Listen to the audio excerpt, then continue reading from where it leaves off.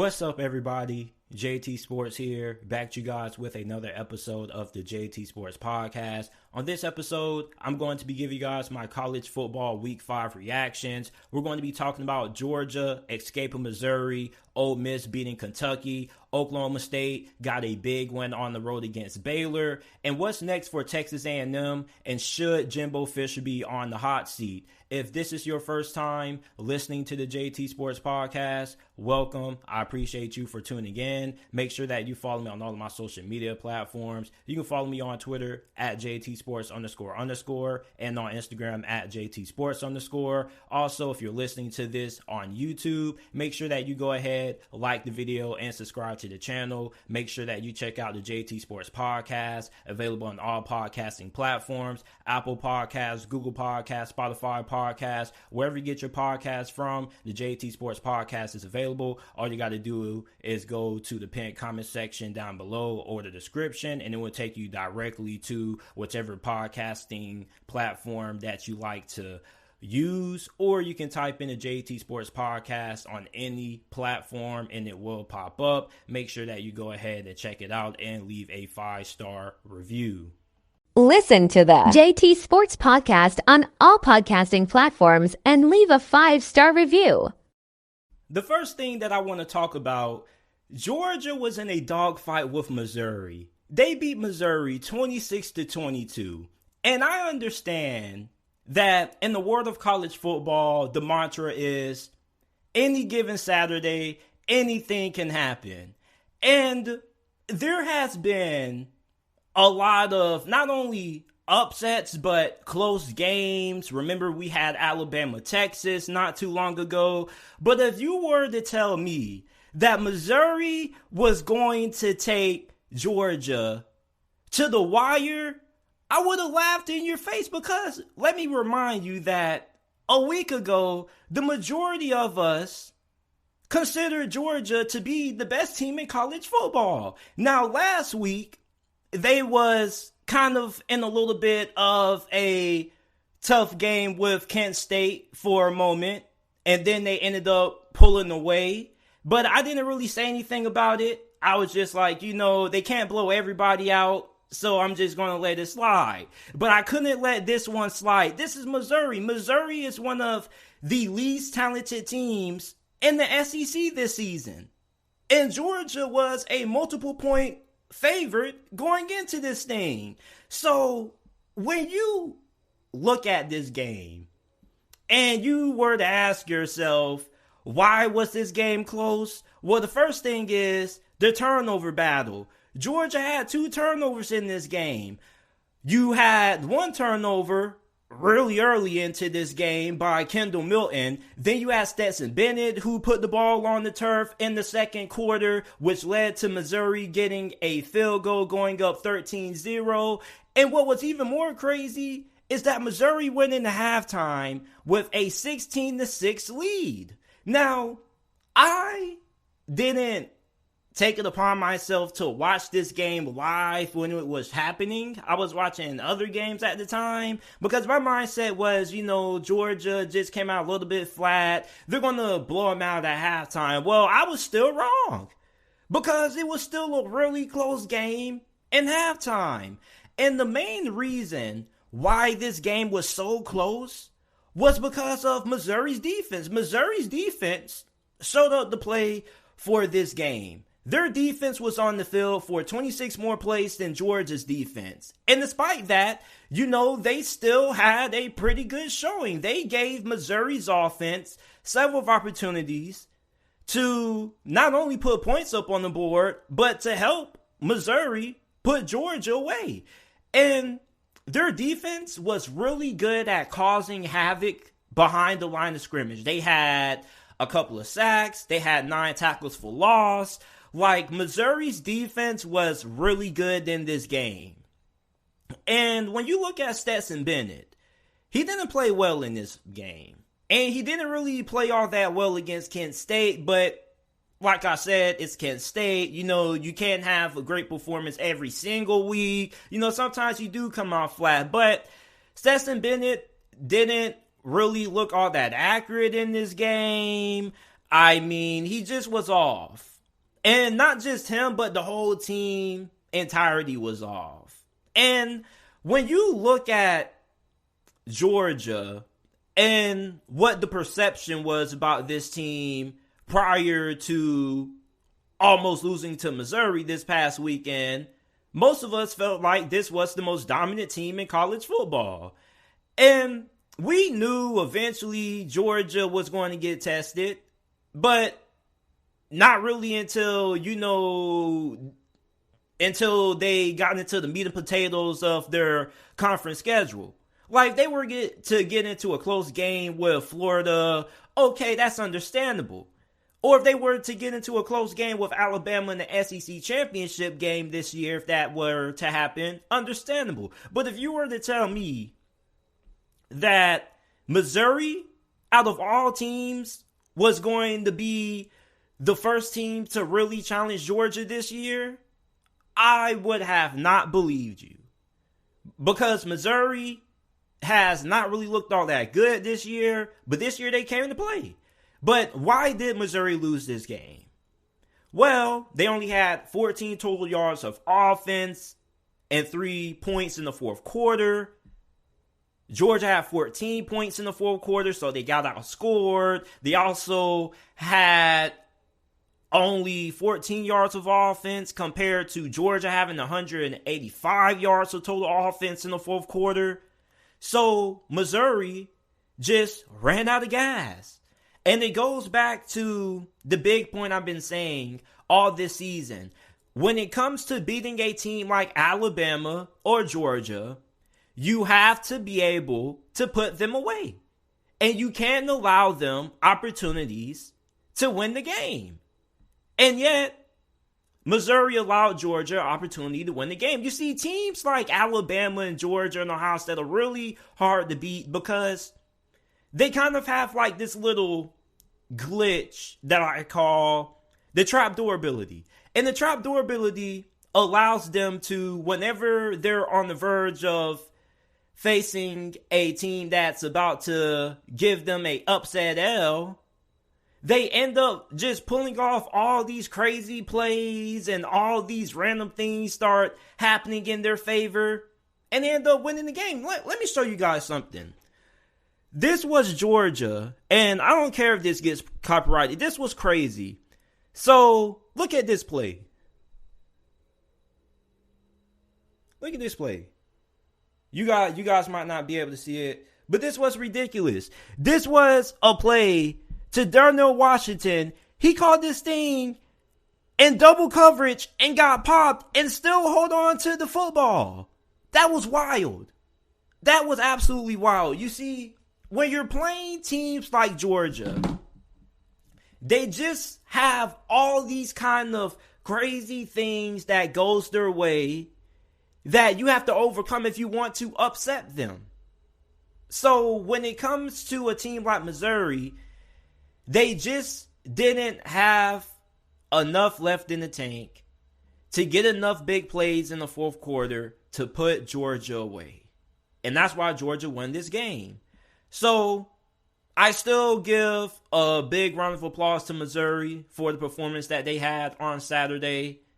Very, very good game on their behalf because, let's be honest, I don't think any of us were expecting that game to be as close as what it was. Even if you did pick Georgia to cover, I'm pretty sure nobody expected that game to come down to being decided by one possession. So props off to Missouri. Let's see how this game affects how they perform for the rest of the year because, maybe they have a close game like that and maybe it boosts up their morale and they continue that into the next couple of games. Maybe they win some and keep building momentum, or maybe this loss demoralizes them because they're like, man, we almost had it. And then they go on another losing streak, and it's just really interesting at seeing teams like Missouri, programs that kind of are struggling, give teams like Georgia really tough games and how it can affect the morale of the locker room and their performance for the remainder of the season. But let me know what you guys think about Georgia barely surviving Missouri, getting the victory, down in the comment section down below. Ole Miss got the win at home against Kentucky, 22-19. Now, this game pretty much went the way I expected it to. I picked Ole Miss to win this game, and there was a good amount of concern that I had about Ole Miss going into this matchup, because even though I picked them to win this game, I still wasn't really confident about them winning this game, because I didn't know if Jackson Dart would play good enough for Ole Miss to get the win if the ground game wasn't there. However, luckily enough, the rushing game for Ole Miss was there, and true freshman running back Quinshon Judkins was absolutely unstoppable. He had 15 carries for 106 rushing yards, 7.1 yards per attempt, and he had a touchdown as well. Ole Miss as a team had 186 rushing yards, and I think the story of this game definitely has to be the fact that the special teams for Kentucky,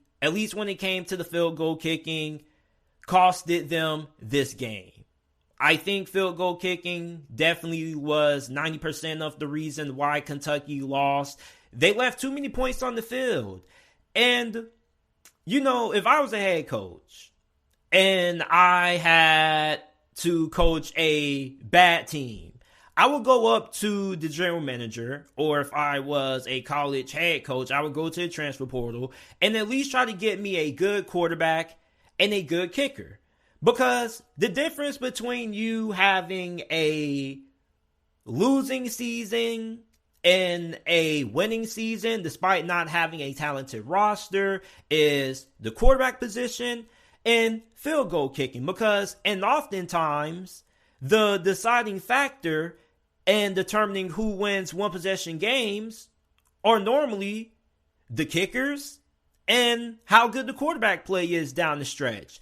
So for Ole Miss in this game, I think that Jackson Dart wasn't really asked to do all that much. Now, he did have to put the ball in the air a good bunch, and I think that he played pretty decent. Now, he did have an interception before halftime, and when Lane Kiffin was interviewed going into the locker room, he definitely was annoyed about it, because Ole Miss definitely was starting to get into a little bit of a groove, and that interception definitely did kind of ruin the momentum that they had going in. However, outside of that, I felt like he had a pretty decent outing. He was averaging 14.2 yards per pass. These receivers were really good. So offensively for Ole Miss, still a lot of things that they have to work on, that they have to clean up. Jackson Dart definitely still has to continue to improve, and Lane Kiffin definitely alluded to that after the game. However,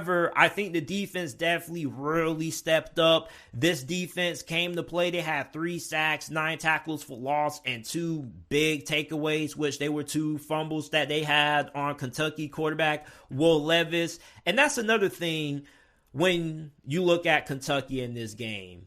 One of the concerns that I had about Kentucky was, what if Will Levis has the ball in his hands late in the game? Can he take care of the football? Because although Will Levis is really talented, he is prone to being a little bit reckless at critical moments in games. And I felt like in this matchup for Kentucky, unless the run game was really going, in a one possession game late in the fourth quarter, I don't really want Will Levis having to have the ball in his hands too much, because then that's when he may try to do too much and then cost you. And that's what happened with Kentucky. Now, luckily enough, their defense bailed them out one time. He gave it up. But then he gave it up again, and that pretty much was the ball game, and it sealed the win for Ole Miss.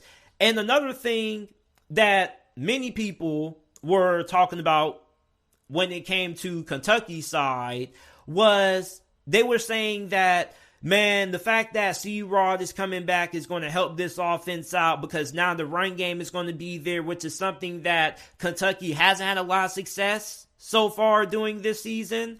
And C-Rod had a okay game. He had 19 carries, 72 yards, a touchdown. However, he averaged 3.8 yards per attempt. And the team as a whole averaged 2.9 yards per carry. And the problem with Kentucky isn't running back. Definitely getting C-Rod helps you. But the problem was the offensive line. And the offensive line was a problem again in this game. They gave up 3 sacks. You were giving up too many plays behind the line. It's just this offensive line for Kentucky is playing at the worst level that I've seen it play ever. I mean, this is probably the worst offensive line that Kentucky has had in a decade. When's the last time you can say that Coach Stoops had a bad offensive line at Kentucky? Rarely ever. So this offensive line really hurt Kentucky in this game. Because you look at Ole Miss, on the other hand, people were saying, man, JT, Ole Miss isn't going to have a lot of success running the football because they haven't faced a team that had the kind of run defense that Kentucky had. And the thing with Kentucky's run defense was that on paper, it looked good. But remember, if you go back and you remember that Florida game, Florida had a lot of success running the football on the ground against Kentucky. However, they just chose to throw the football a little bit more instead of continuing to run the football. And that's what hurt them. However, with Ole Miss, they didn't shy away from that. Ole Miss kept running the football. And guess what? Kentucky simply could not stop it. And Ole Miss offensive line is really good. Really good. So you look at Ole Miss moving forward, they remain unbeaten. It's going to be really interesting to see how far this team can go because I don't think Ole Miss is playing their best football yet. So you look at the way their schedule's lined up, I think that Ole Miss has a path that maybe they could end up having another double-digit winning season. Because this team has a good defense. They're good when it comes to getting after the quarterback. They can force turnovers. You got a really good run game. And I think that eventually Jackson Dart and this passing game are going to get it figured out. I think that eventually Lane Kiffin is going to have Jackson Dart playing at a way more consistent and efficient level. And he definitely has improved over the last couple of weeks. He definitely is way better now compared to where he was when we first saw him, especially during the spring. So I think that Jackson Dart definitely is improving, and it is fair to expect him to continue to step up his play eventually. And it's going to happen down the stretch. I think this Ole Miss team is a little scary. And the whole entire SEC West, the best teams in this division right now aren't the teams that we may have thought would have been the best teams at this moment prior to the season starting. And we're going to talk about that on a later episode of the podcast later on during this week. Oklahoma State went on the road and got the win against Baylor, 36-25. Now, I got this game wrong. I went with Baylor to get the win because I thought that Spencer Sanders would continue to struggle against Baylor's defense because last season in their 2 matchups, Spencer Sanders against Dave Aranda's defense threw 7 interceptions to only 1 touchdown. And I thought that Baylor's defense would continue to get the best of Spencer Sanders. However, that didn't happen. He had a really good performance this go around. He was 20 of 29 for 181 passing yards. He threw 1 touchdown to only 1 interception, which is a positive because in the previous 2 matchups, he threw 3 and 4 interceptions. And on top of that, he was really good on the ground for Oklahoma State. He had 14 carries for 75 rushing yards. He had a touchdown on the ground, and he was averaging 5.4 yards per attempt, which was something that he wasn't really able to do effectively in the other two matchups, because Dave Aranda, something that he did really well last season was limit Spencer Sanders' ability to use his legs. And Oklahoma State had pretty much all the momentum in this game after their late first half touchdown. Then you had the opening kickoff return touchdown by Jaden Nixon, so they remained in the driver's seat for this game. However, Baylor did start to make things interesting. Their offense started to get going. They had that 49-yard touchdown by Shaping to Baldwin in response to the Oklahoma State kickoff return touchdown, which was really big because Baylor's offense was struggling prior to that touchdown in the third quarter. I mean, after what their offense did in the first quarter, they couldn't really get anything going after that. And then their offense really got hot. But then in the fourth quarter, that's when things started to fall apart. And Blake Shapen threw two critical interceptions. Now, the first one, Oklahoma State only turned into 3 points. But then the second one won the game for Oklahoma State. So for Blake Shapen, this was uncharacteristic because normally he is pretty good when it comes to making good decisions with the football, especially late games. Like if there was a quarterback who you would want to have the ball in their hands and late game situations, it definitely would be Blake Shapen. However, Oklahoma State's defense came up big, and their defense was getting torched the quarter before that, so they definitely needed that, and they got a big time win. And you know, you definitely have to give Mike Gundy and his staff a lot of credit, because Dave Aranda and Baylor definitely were getting the best of his offense in the previous matchups. And this offense, this team, just looked really different offensively. They looked more explosive. The receivers looked a lot better. The offensive line definitely looked way more improved compared to last year. And this just was a pretty good performance for Oklahoma State. And I'm really interested in seeing how they play throughout the rest of the month. Texas A&M was defeated by Mississippi State 42-24.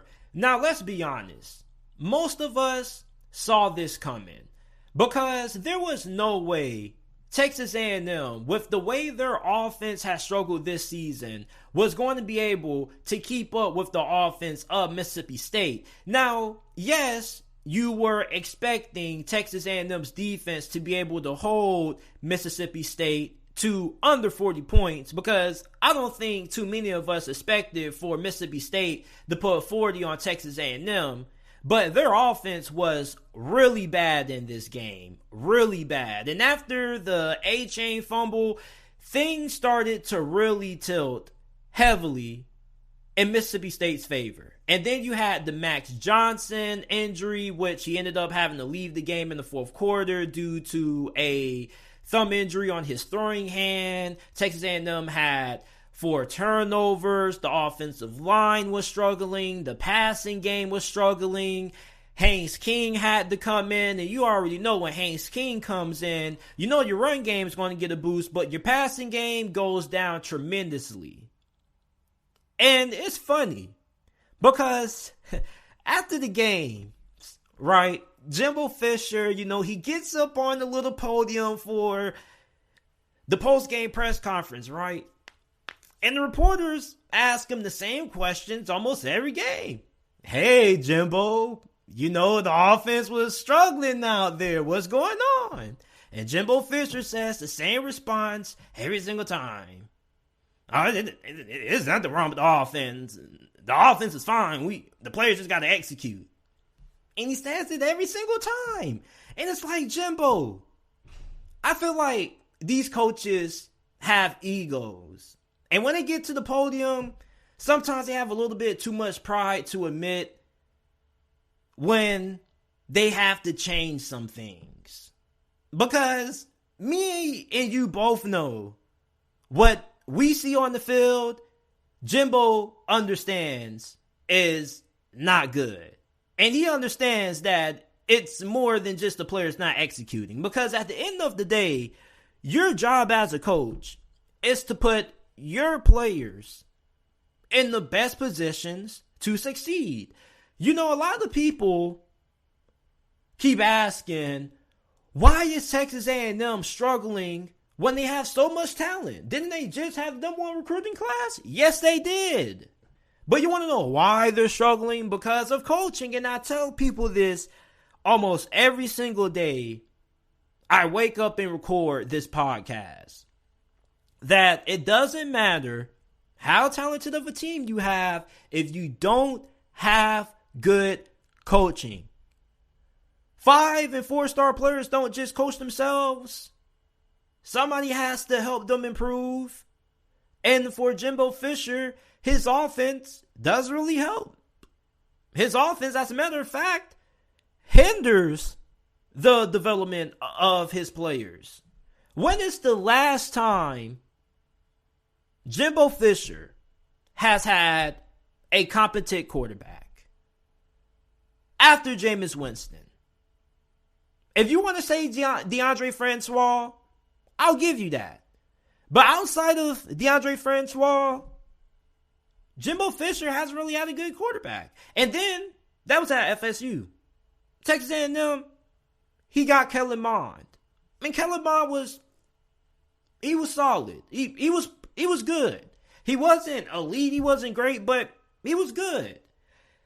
And outside of Kellen Mond and DeAndre Francois, Jimbo Fisher hasn't really had a lot of successful quarterbacks, but yet we consider him to be the quarterback whisperer. You know, at one point, that name used to be true. He was pretty good with quarterbacks. Before Jameis Winston, a lot of people forget that he had a pretty good run. He had Christian Ponder, who got drafted by the Vikings. You had E.J. Manuel before him, who got drafted by the Buffalo Bills. So, I mean, he had a pretty good run at the quarterback position prior to Jameis Winston. Now, when Jameis Winston came, that's when everybody started to give him so much high praise and regard, because Jameis Winston exploded, won a Heisman Trophy, got drafted by Tampa Bay. So, you look at the year 2022 right now, Jimbo Fisher, it looks as if his offense has become outdated and some changes need to be made. And, you know, after the game, everybody always asks, what's next? Well, what's next for Texas A&M after losing 42-24 against Mississippi State? Guess what? You got to go on the road against Alabama. And guess what? It's going to be prime time. And you want to know what else? You got to go against Nick Saban. And everybody can say, man, JT, like, Texas A&M is going to be able to give Alabama a close game because, I mean, Alabama hasn't really looked all that great. They haven't really looked as dominant, even though they are coming off a really good win against Arkansas, but Bryce Young gets banged up and all that. But at the same time, you got to remember, you heard what Jimbo Fisher said about Nick Saban, and you heard the words that were exchanged this offseason. So this game is going to be really personal. And if there's one person in this sport you don't want to pee off, it's Nick Saban, because every time you do, he makes you pay. And the last time I remember a situation like this was against LSU. This was right after LSU had that national championship winning season, right? They were feeling themselves. They were talking crap after the game about Alabama. But Nick Saban was like, wait till we play them next year. So before the game, right, Nick Saban gets interviewed. And the reporter's asking him, you know, his thoughts about last year, what happened, and, you know, his expectations for this year's game. And, you know, this was one of the most ruthless, aggressive responses that I have ever heard out of Nick Saban when it came to a pregame question from an interviewer. This man said, we want to go in this game and change the way they think. And you can go look this up. He said he wanted to go in that thing and he wanted him and his team to change the way they think. Think about those statements. So you go into this Texas A&M game and you're Jimbo Fisher. You are struggling on offense. Your offensive line can't protect. You don't really know what's going to happen with your quarterback position. I mean, your defense is on and off. I mean, what's going on? So what's next for Texas A&M is either one of two things. Either this team is going to play really good Saturday, and it's going to be a tightly contested contest, or they're going to get embarrassed, and Jimbo Fisher is going to continue to have a nightmare season. Because let's be honest, nobody expected Texas A&M to be at the point that they are in right now, this early into the college football season. Because their first couple of games were supposed to be gimmies, and yet they lost Appalachian State. And yet they're struggling right now. But the thing is, when it comes to the hot seat talk, I'm not there quite yet. Because you see, the thing with Jimbo Fisher, and you guys all know this, is that he's good to get you 8 wins. And I know you're not going to be happy with that, but he's going to find a way to get to 8 wins. Because he did it last season, despite all odds. And, you know, he is a pretty good coach. You know, he is a really good recruiter. He does know offense. He knows more than me and you. But at the same time, he does have to make changes. And that's part of being a head coach. But those changes aren't going to happen this season. When it comes to somebody taking over play calling and things like that, I doubt anything really happens during the season. But we'll see what happens during the offseason. But if a change was to happen interseason, I still don't really think it's going to be all that much of a difference. And you can say, oh, JT, well, anybody's better than Jimbo Fisher. I promise you, you can do a lot worse than Jimbo Fisher as your play caller. And I'm not saying that to praise him in a sense, but I don't really think there's nobody on Texas A&M staff who could really legitimately do a better job at calling plays than Jimbo Fisher, because the guys on Jimbo Fisher's staff, Jimbo Fisher didn't pick up on his staff to say, oh yeah, you're eventually going to call the plays eventually. You get what I'm saying? They were put on the staff for other duties. So if Jimbo Fisher needs a legitimate play caller, he needs to go out and do a legitimate search for one and hire one. But should he be on the hot seat? I still don't think so. I still think that Texas A&M is there. Like, a lot of people make it seem like Jimbo Fisher's been there and he hasn't done anything. Like, Texas A&M has talent. They're right there. A lot of people just feel like he should be getting them to the college football playoffs and winning SEC titles right now. But you see, it's not happening that way. It's not happening right now. And a lot of people are asking when. And I don't know when it's going to happen. But I mean, Texas A&M has the talent. It's there. It's just really about getting the right pieces there. And that's on Jimbo Fisher. But when it comes to the hot seat talk, I still think that Jimbo Fisher is going to be able to produce a okay season for A&M. So I can't really give you a definitive answer right now on if I think Jimbo Fisher should be on the hot seat, because I still want to see how the season plays out. However, right now, I still want to wait and see, because people act like Texas A&M season is over. They're 3-2. They still have plenty of games left to go. You are going to be playing against Alabama. Alabama is going to be a favorite against you by probably double digits. However, one thing that you know you have is talent.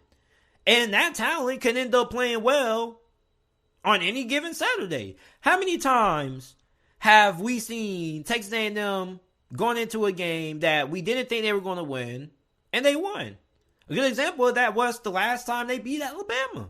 with Zach Calzada. There was no way any of us thought that Texas A&M with a backup quarterback was going to be able to beat Alabama with Zach Calzada. But Zach Calzada balled out. So the talent's there. However, Texas A&M is going to be facing an Alabama team that is super talented.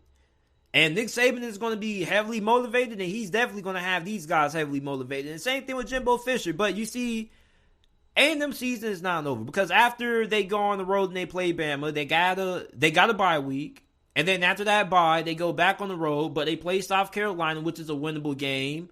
So let's say you lose Alabama, you're 3-3 before the South Carolina game. You go on the road, you beat South Carolina, which is a winnable game, 4-3.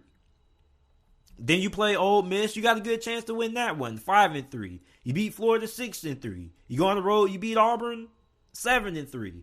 So, I mean, for Texas A&M, they still have everything in front of them to have a pretty good season. But you see, A&M fans just expected playoffs. And right now, early into the season, their playoff hopes are already gone pretty much. So, for A&M, right now, you look at Jimbo Fisher, and changes are going to be made right away. But hopefully you get good play out of your defense in this Alabama game. Your defense can help set your offense in good scoring position. And hopefully you can get some decent field goal kicking that can put some points up on the board. And hopefully your offense can put some touchdowns on the board as well. That would be a plus. You would love to see that.